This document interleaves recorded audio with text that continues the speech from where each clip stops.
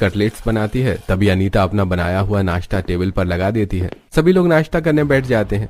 अनीता का बनाया हुआ नाश्ता चख कर शोभना कहती है, अरे वाह बहू, तुमने तो ये आलू गोभी के पराठे बड़े ही स्वादिष्ट बनाए हैं। साथ में ये रायता भी अच्छा है और सूजी का हलवा भी स्वादिष्ट है। हाँ बहू, सचमुच तुमने सब कुछ बहुत अच्छा बनाया है।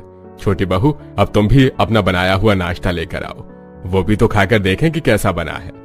अब मोनिका भी अपने बनाए हुए कटलेट्स और सैंडविच लाकर लगाती है। सभी लोगों से भी खाते हैं। तब गोविंद कहता है, माँ, सैंडविच में तो नमक ज्यादा है और कटलेट्स भी अच्छे नहीं लग रहे हैं।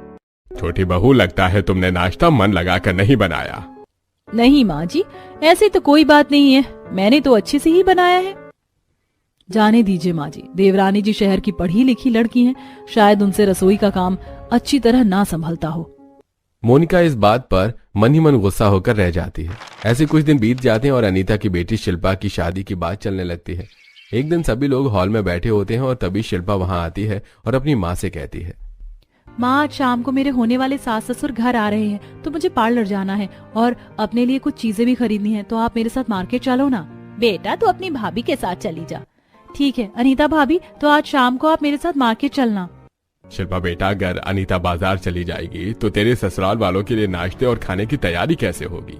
तू ऐसा कर, अपनी छोटी भाभी को बाजार ले जा और अनीता उनके नाश्ते और खाने की तैयारी कर लेगी। ये सुनकर मोनिका इतराते हुए कहती है, हाँ शिल्पा, क्यों नहीं, मैं तुम्हारे साथ पार्लर और बाहर के सारे काम करवा दूंगी। वैसे भी मैं इतने बड़े शहर से हूँ, बाहर के कामों में काफी एक्सपर्ट हूँ। अब जब मोनिका अपनी तारीफ कर रही थी तो अनीता पीछे कैसे रह सकती थी। वो झट से बोली, वैसे देवरानी जी, अगर बाहर के काम करवा ही रही हैं, तो रसोई तो मुझे ही संभालनी है ना, और रसोई संभालना भी कोई मामूली बात नहीं होती।